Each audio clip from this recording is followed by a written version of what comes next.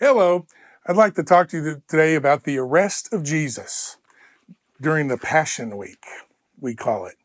I'm going to read from John 18, verses 1 through 3. When he had finished praying, Jesus left with his disciples and crossed the Kidron Valley. On the other side, there was an olive grove, and he and his disciples went into it.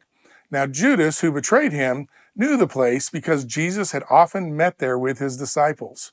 So Judas came to the grove, guiding the detachment of soldiers and some officials from the chief priests and Pharisees. They were carrying torches, lanterns, and weapons. You know, the Jewish leaders needed to arrest Jesus quietly and quickly because they were afraid there was going to be a riot and some violence. The chief priests even sent this armed group at night to arrest Jesus. They were obviously expecting the disciples to fight back and there'd be some violence. Well, Peter didn't disappoint, as he never does, and he drew a sword and cut off the ear of the high priest's servant. And in John 18:11, it gives us Jesus' response to that. He says, Peter, don't put your sword away.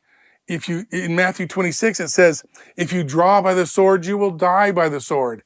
And then Jesus goes on to say, shall I not drink the cup the Father has given me? This alludes to the prayer that we've heard about yesterday. But when in Luke, Jesus has an interesting response to this violence. Luke clearly says Jesus healed the servant's ear. You know, I was a lot like Peter around his time and a little earlier. I had a couple favorite sayings. One of my favorite sayings was, don't start nothing, won't be nothing. And then the other one, I was all full of myself. Are you feeling froggy? Well, then jump.